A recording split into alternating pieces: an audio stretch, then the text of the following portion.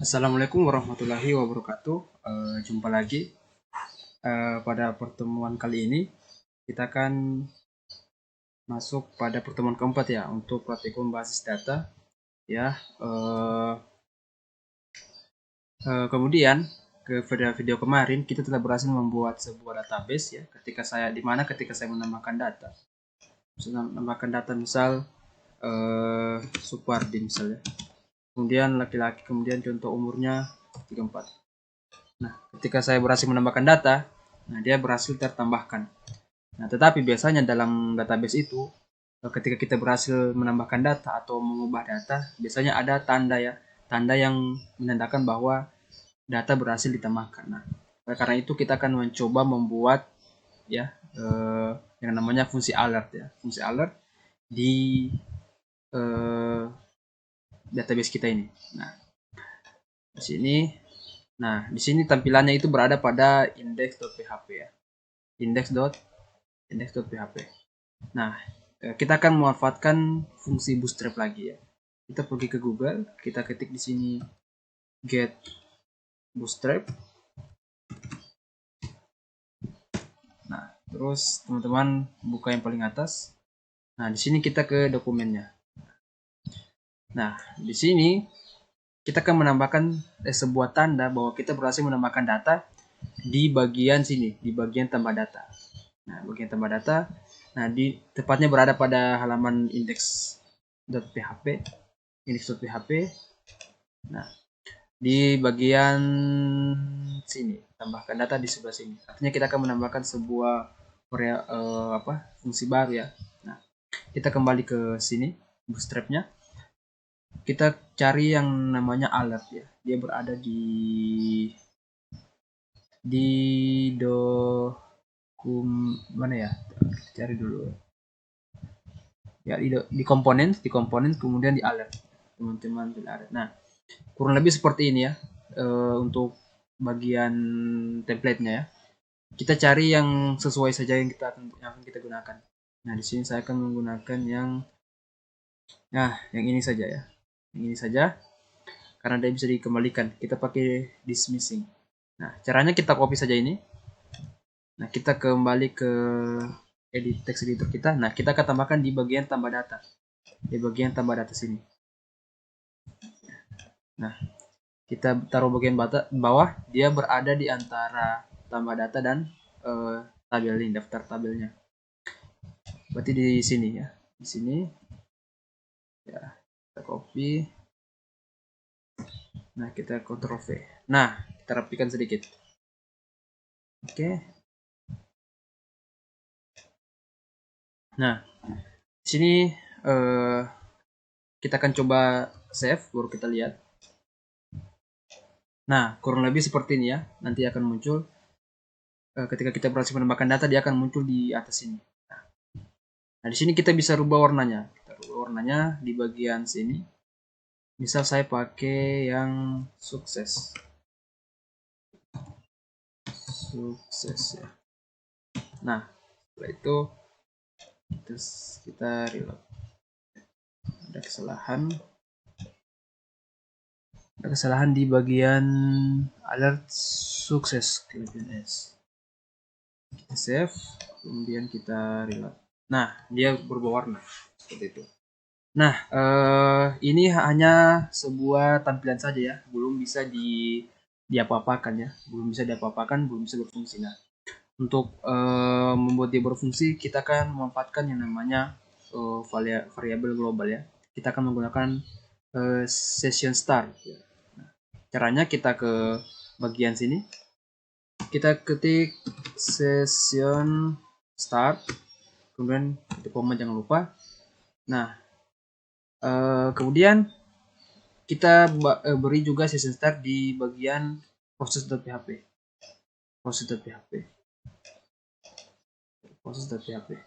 Nah, kita beri session start ya. Session untuk ya, di sini saya tidak akan menjelaskan bagaimana proses kerja dari variabel global ini. Teman-teman bisa lihat di YouTube ya, ada banyak. Di sini saya hanya menjalankan fungsinya ya, seperti itu. Nah, kemudian Setelah berhasil, nah kemudian jangan lupa di bagian UA.php kita tambahkan juga sini session start. Nah, kita telah menambahkan. Nah, sedikit penjelasan bahwa session start ini ketika kita menambahkan data, alert yang ada di sini dia akan muncul, sehingga kita akan pergi ke bagian fungsi.php saja. Fungsi.php. Di sini ya, bagian ketika kita menambahkan data, bukan tambah data di sini ya, tambah data. Oke.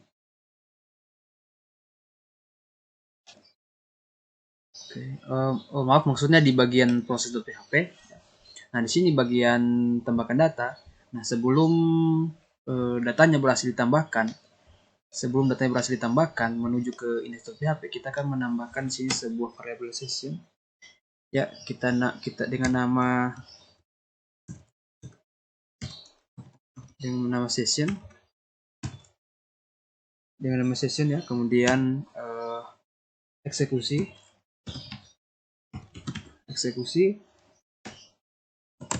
Nah, kita definisikan dengan berhasil. Nah, seperti itu. Jadi saat kita menambahkan data di sini, kita tambahkan sebelum dia masuk pada ke index PHP, dia akan menuju ke alert dulu yang tadi ya, seperti itu. Ya, jangan lupa titik koma. Nah, setelah itu kita akan pergi ke indeks ya, Nah, di sini kita akan buat fungsi if. Ya, kita buat fungsi if di bagian sini.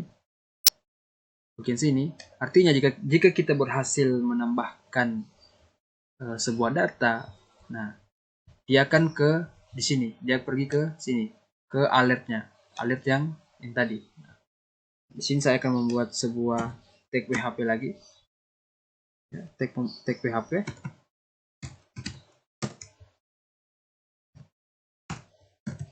Seperti ini.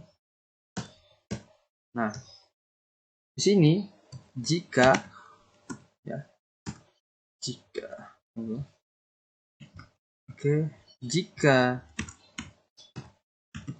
iset ya, variabel yang bernama session tadi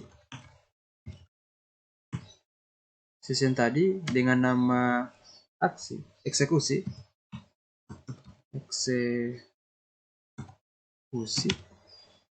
ya. Nah, jika berhasil menambahkan data ya, dia akan jika variabel session ini tereksekusi, maka dia akan ke sini, ke bagian alertnya tadi. Seperti itu. Oke. Titik 2. Nah, kemudian jika tidak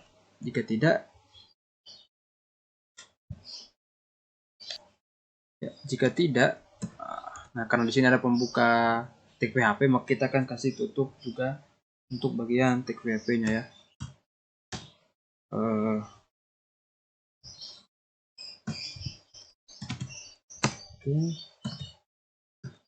Nah, di sini kita taruh jika dia berhasil jika dia berhasil bereksekusi, dia akan ke sini, tapi jika tidak, maka dia akan berhenti. And if. Mungkin seperti itu ya. Ya, sekarang kita save, kita akan coba kita reload. Nah, kita reload.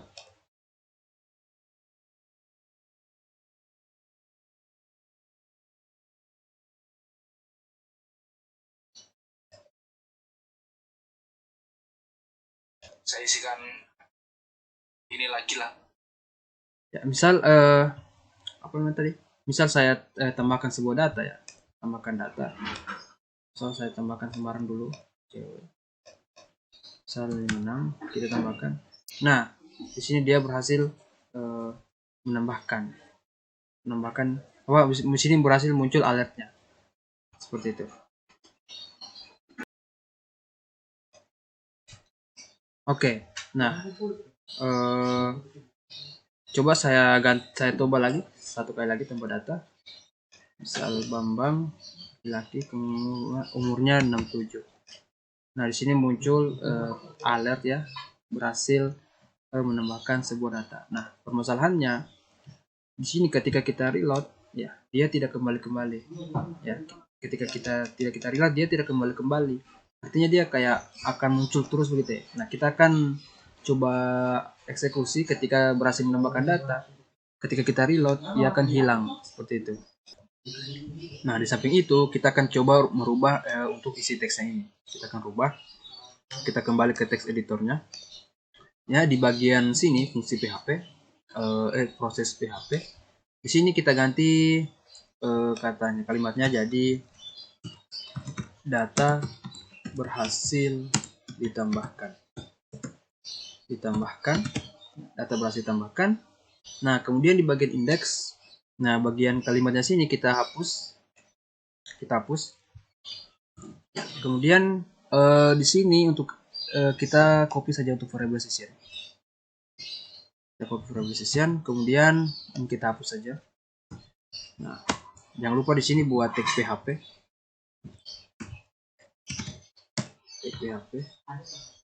Ya, tag PHP. Oke, kemudian kita copy saja untuk variable sessionnya seperti itu. Ya, kemudian jangan lupa ditambahkan echo di sini. Nah, seperti itu. Nah, kita save, kita coba ulang. Kita reload ya. Nah, coba kita tambahkan lagi satu data, misal siapa ya? Misal Putri. Ya.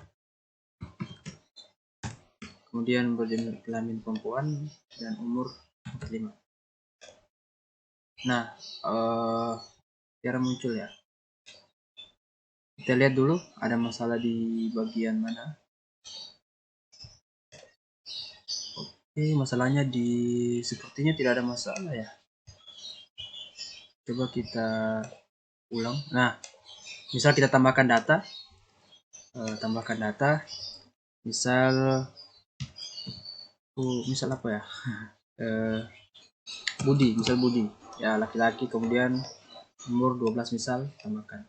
Nah, di sini telah muncul suatu pemberitahuan alert ya, data berhasil ditambahkan. Nah, kendalanya ketika kita reload, dia tidak berhenti. Artinya apa?